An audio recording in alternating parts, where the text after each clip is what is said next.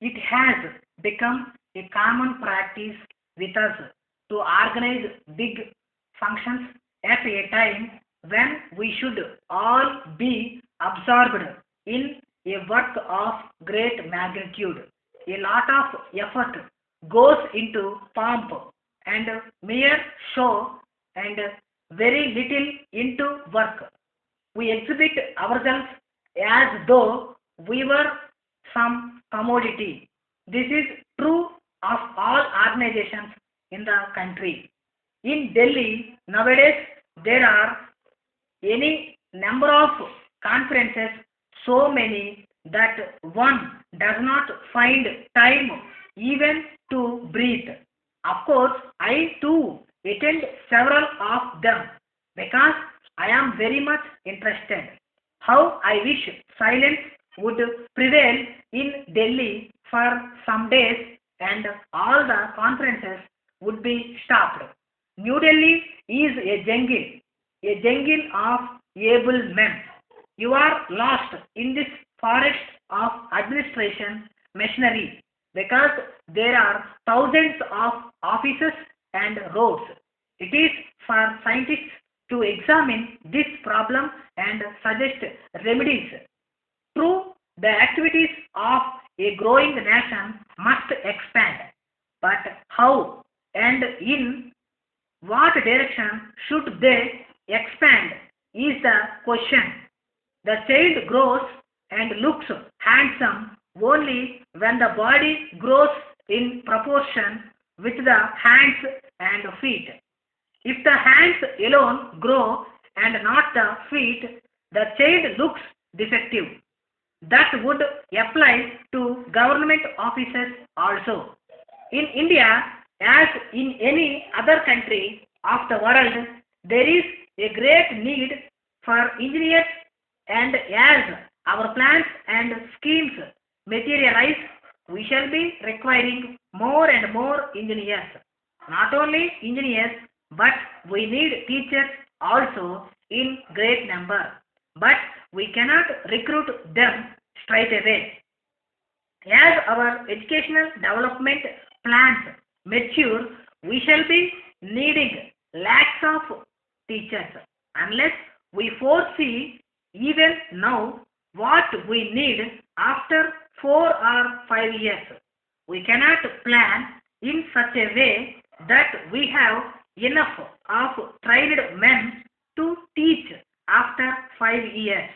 There are difficulties and bottlenecks in any undertaking. We have to improve and extend our health services, but we cannot achieve this by merely planning on paper.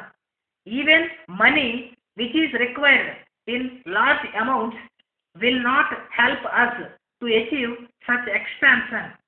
It can be done only by having a sufficient number of experienced men who have had sound training. But it takes time to acquire experience.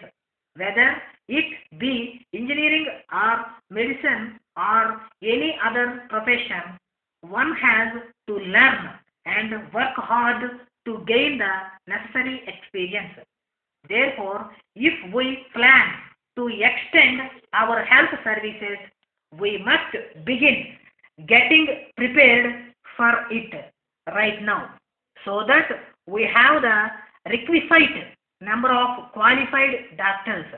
Training and experience are as essential for an engineer as for a doctor or health officer. It will be risky to entrust a responsible task to an engineer who does not know his work. It can result in a lot of damage.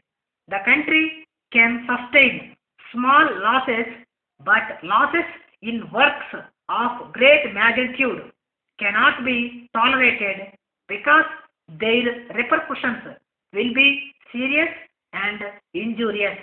You know very well that if we undertake construction of a large dam somewhere, and if by some reason of neglect or inexperience, the dam gives way at a future date, it will result in great loss to the country. Not only will it be a great monetary loss, but it will also create misery and ruin. Therefore, in such works, it is not enough if we have men with more academic degrees. To the district manager telephones, Hyderabad. Dear sir, I write to report that I am having some difficulty with the instrument that was recently installed at my office.